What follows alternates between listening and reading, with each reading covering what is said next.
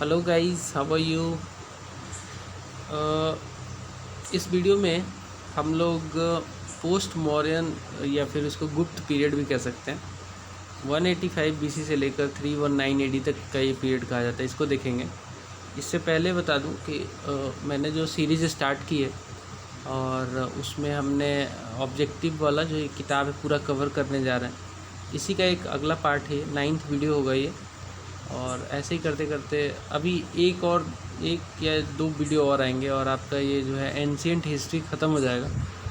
बहुत छोटे छोटे वीडियोज़ आते हैं, 30 मिनट के आसपास के वीडियो होते हैं, कई तो 12-13 मिनट के भी वीडियो हैं। तो ज़्यादा टाइम नहीं लगेगा आपको।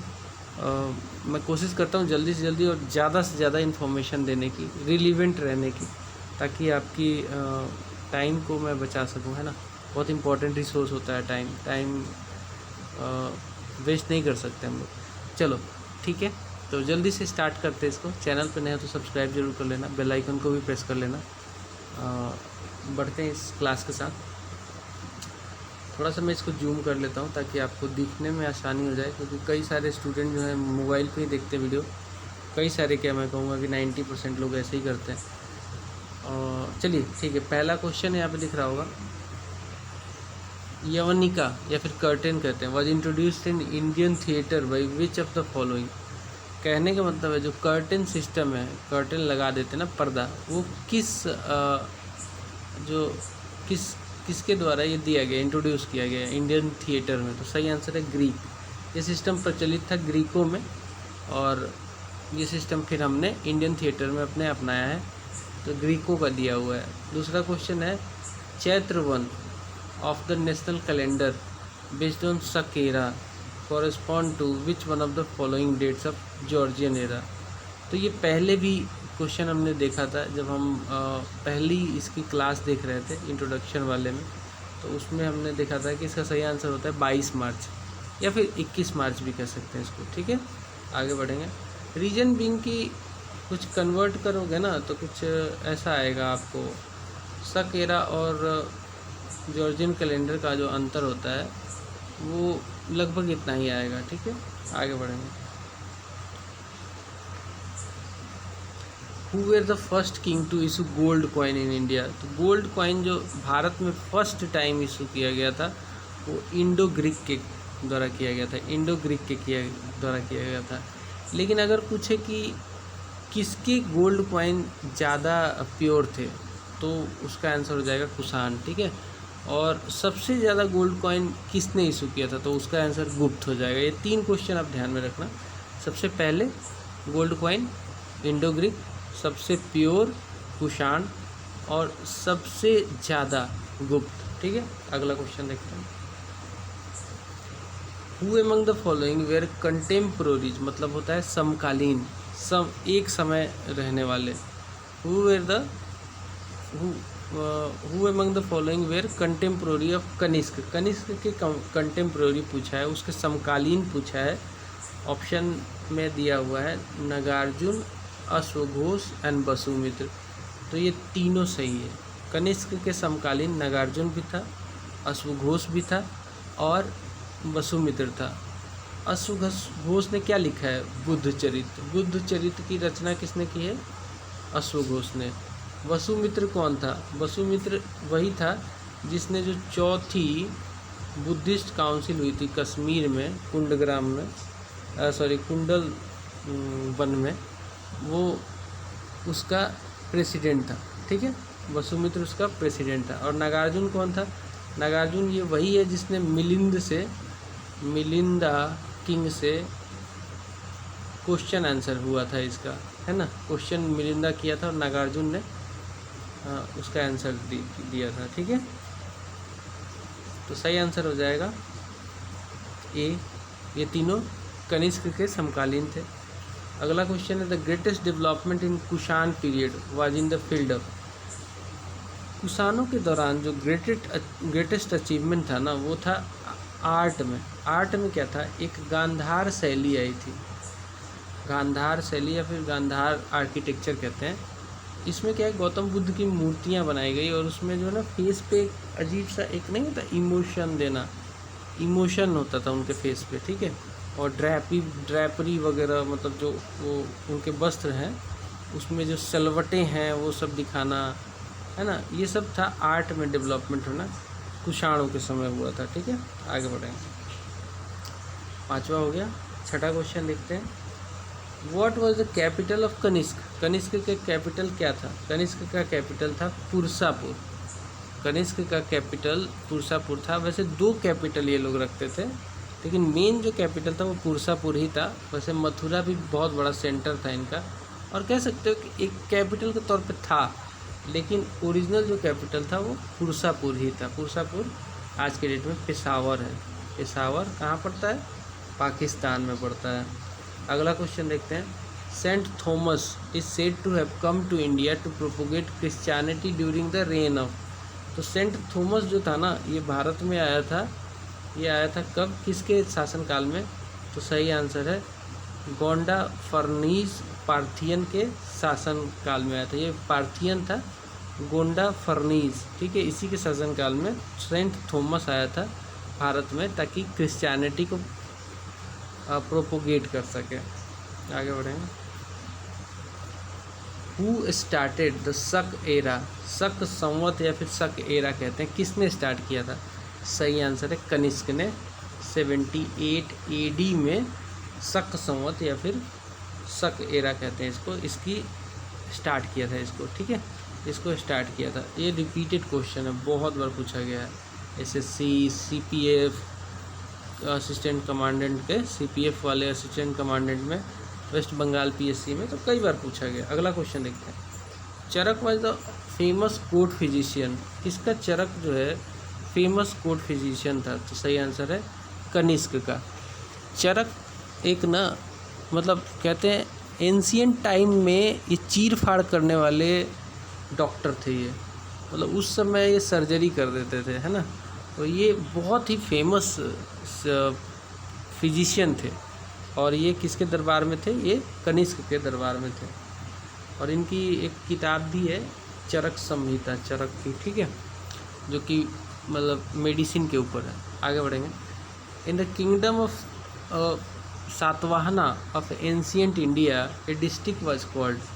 सातवाहनों के समय में डिस्ट्रिक्ट को क्या कहते थे? तो डिस्ट्रिक्ट को अहर कहते थे। क्या कहते थे? अहर, ठीक है, याद रखेंगे, अहर कहते थे। Eight which of the following places was the headless statue of Kanishka found? तो जो हेडलेस स्टैचू फाउंड हुई है कनिष्क की, वो मथुरा में फाउंड हुई है। उसमें क्या है ना, मुंडी है ही नहीं, ठीक, खाली तलवार है, और नीचे जो उनका कपड़ा है वो सब है, मुंडी नहीं है उसमें, है। तो ये हेडलेस वाला मथुरा में है, कभी गूगल करोगे तो मिल जाएगा। आगे पढ़ते हैं। with whose reign is the Gandhara school art associated?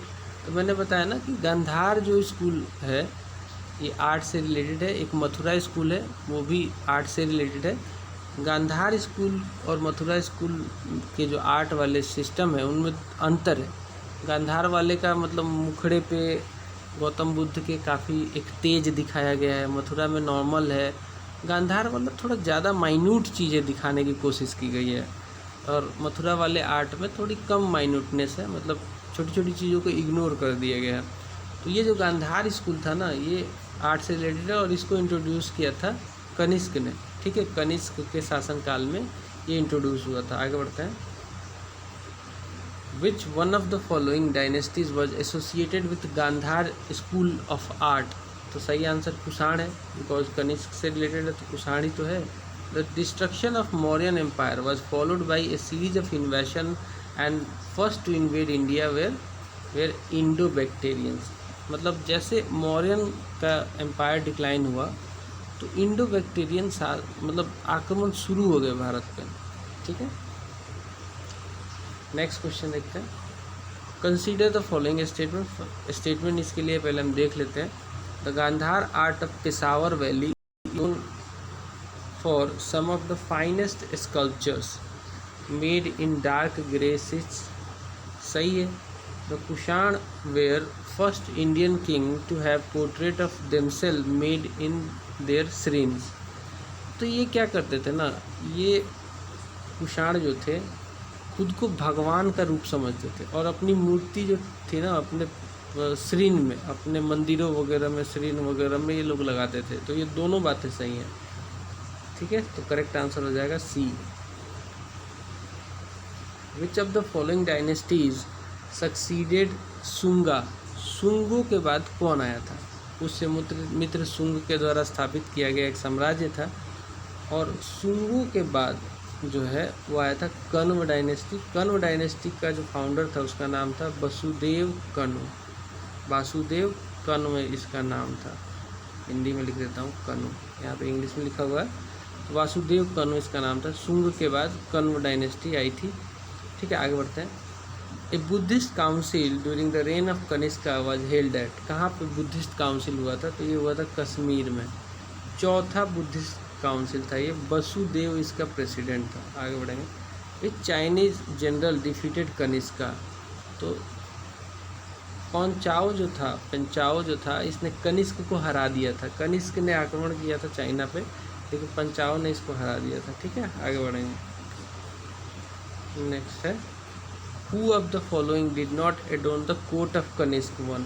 कौन जो है इसमें से कनिष्क के कोर्ट में नहीं था? तो अश्वघोष तो था ही था, बुद्ध चरित का रचयिता था ये। वसुमित्र था ही था। और अश्वघोष जो ओरिजिनल था ना, ये ओरिजिनली पटना से बिलोंग करता था, और जब कनिष्क आया था ना इधर, तो पटना से इसको लेके चला गया था। और फिर परसवा भी था। करेक्ट आंसर है विशाख दत्त इससे संबंधित नहीं था। विशाख दत्त जो था ना ये गुप्त पीरियड से संबंधित था, गुप्त पीरियड से, ठीक है। आगे बढ़ते हैं। The capital of Satavahana was located? सातवाहनों का कैपिटल कहाँ था? सातवाहनों का कैपिटल कहाँ था? ये था पैथन में। पैथन में ये था, ठीक है। सातवाहनों का कैपिटल पूछे तो आंसर है पैथन। आगे बढ़ेंगे। Who among the following ruler? Question देखिए। Who among the following ruler has been mentioned as protector of varna system? Varna system को प्रोटेक्ट करने वाला रूलर कौन है? सही आंसर है चेदी डायनेस्टी का था ये। चेदी डायनेस्टी से बिलोंग करता था। कलिंग का शासन खारवेल, ये क्या ना बर्न सिस्टम का प्रोटेक्टर था ये। बर्न सिस्टम का ये प्रोटेक्टर था, ठीक है, खारवेला। आगे बढ़ेंगे। The art style which combines Indian and Greek feature is called? इसको कहते हैं गांधार। गांधार की शैली थी, ठीक है। गांधार में क्या था? इंडिया और ग्रीक का मिश्रण था ये, ठीक है। एक मथुरा स्कूल तो प्योर इंडियन स्कूल था। यहाँ पे जो आर्ट की जो यहाँ से बने जो आर्ट के जो चीज़ें पाई हैं हमने, उसमें पूरा इंडियननेस देखा गया है। लेकिन ये जो है ना गांधार, ये इसमें इंडियन और ग्रीक का मिश्रण देखा गया है। तो सही आंसर हो जाएगा Gandhara. Who was called by Vindhyadhipati? Vindhyadhipati किसे कहा जाता था?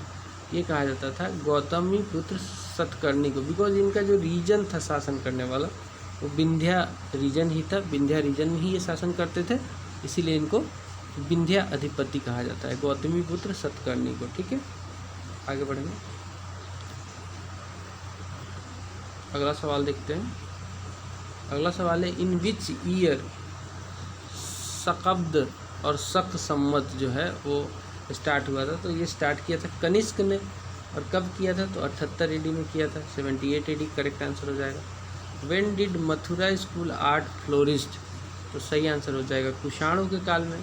कुषाणों के काल में बता तो रहा हूँ, 2 आर्ट फॉर्म जो है स्कूल के वो काफ़ी फेमस हुए थे। एक तो मथुरा, और एक जो पेशावर वाले रीजन में था फेमस, वो गांधार शैली था, ठीक है। नेक्स्ट है the practice of military governorship was first introduced in India by? जो मिलिट्री गवर्नरशिप था वो पहली बार इंडिया में किसने इंट्रोड्यूस किया था? ये इंट्रोड्यूस किया था ग्रीकों ने। मिलिट्री गवर्नरशिप, हमारे इससे पहले जो है ना मिलिट्री गवर्नरशिप नहीं होता था, राजा के पास मिलिट्री नहीं होती थी, लेकिन ग्रीकों ने ये इंट्रोड्यूस किया था इंडिया में मिलिट्री गवर्नरशिप। नेक्स्ट देखते हैं। Who among the following presided over the Buddhist council held during the reign of Kanishka? सही आंसर वसुमित्र, ऑलरेडी डिस्कस किया हमने। अगला सवाल देखते हैं। कंसीडर द फॉलोइंग स्टेटमेंट, इसके लिए हम स्टेटमेंट देखेंगे, उससे पहले क्वेश्चन देख लेते हैं। Which of the following statement is are correct पूछा है। चलिए इसमें देखते हैं स्टेटमेंट। पहला स्टेटमेंट है the last Mauryan ruler Brihadratha was assassinated by his commander in chief Pushyamitra Shunga. सही बात है, सही बात है। पुष्यमित्र शुंग ने हत्या कर दी थी बृहदर्थ की, और उसके बाद शुंग डायनेस्टी को फाउंड कर दिया था वहाँ पे।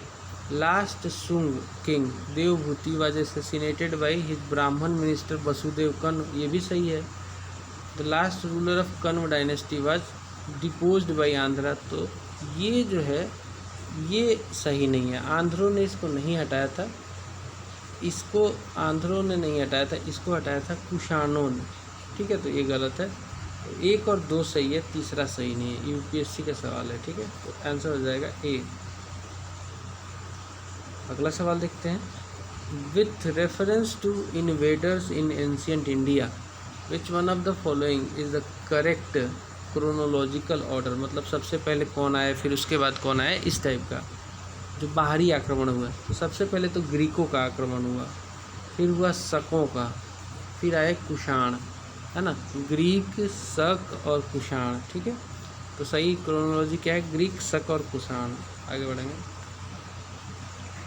और with reference to guilds, guilds को श्रेणी भी कहते हैं, of ancient India that played a very important role in country's economy which of the following statement is are correct. तो सबसे पहले जान लो कि गिल्ड होता क्या था। गिल्ड क्या था, जो भी मतलब व्यापारियों का समूह होता था ना, उसको गिल्ड कहते थे। व्यापारी हो, व्यवसायी हो, सूदखोर हो, मनी लेंडर हो, इनका एक समूह बनता था, उसको गिल्ड कहते थे। तो इससे रिलेटेड कुछ फैक्ट है, उसमें देखना है कौन सा सही है, कौन सा सही है, कौन सा गलत है, ऐसा देखना है। ठीक है, तो देखते हैं। Every guild was registered with the central authority of the state and king was the chief administrative authority on them. तो ये गलत है। हर जो है हर जो गिल्ड है वो ज़रूरी नहीं था कि सेंट्रल अथॉरिटी से रजिस्टर्ड ही हो, कुछ ऐसे भी थे जो अनरजिस्टर्ड थे, और सबका जो है चीफ जो है एडमिनिस्ट्रेटर किंग हो जाए, ऐसा नहीं था। गलत है ये, क्योंकि कई ऐसे थे जिसके जो चीफ एडमिनिस्ट्रेटर था वो इन्हीं लोगों में से होता था, किंग नहीं होता था। अगला है the wages rules of work standards and prices were fixed by guild. ये सही है। The guild had judicial power over their own member. ये भी सही है। तो आंसर हो जाएगा सी, 2 और 3। ठीक है, अगला सवाल देख लीजिए। Who renovated Sudarshan lake without using forced labour. सही आंसर है रुद्रदमन। रुद्रदमन ने ये जो सुदर्शन लेक है ना, ये गुजरात में पड़ता है, इसका रिनोवेशन करवाया था, है ना। और इसमें कोई भी फोर्स लेबर नहीं करवाया था, इसने फोर्स लेबर से नहीं करवाया था, पेड लेबर से कराया था। Who among the following introduced gold coins for the regular use in India. तो ये इसका सही आंसर है। अब इसमें देखो कंफ्यूज हो जाते हैं कई बार। रेगुलर पूछे तो विम कडफिसस मारना, बिकॉज ये कुषाण का फाउंडर था। विम कडफिसस जो था पहली बार जो है ना, मतलब कुषाणों के तरफ से रेगुलर यूज करने लगा था गोल्ड कॉइन का। सबसे प्योर जो गोल्ड कॉइन थे वो कौन इशू किया था, कुषाण ही इशू किए थे। ठीक है, कुषाणों के ये शासक हैं, सारे हैं ये, विम कडफिसस, कजुल कडफिसस, कनिष्क, हर्मवेश, ये सब उसी के हैं, कुषाण से ही संबंधित हैं। लेकिन सही इसका आंसर हो जाएगा विम कडफिसस। तो दोस्तों इसमें इतना ही, 32 ही क्वेश्चन थे। आई होप कि आपको ये वीडियोस पसंद आ रही है तो लाइक करो, शेयर करो दोस्तों के साथ, एंड सब्सक्राइब कर लो इस चैनल को, ताकि मेरे लेटेस्ट वीडियोस आपको मिलते हैं अगले वीडियो में। Bye bye.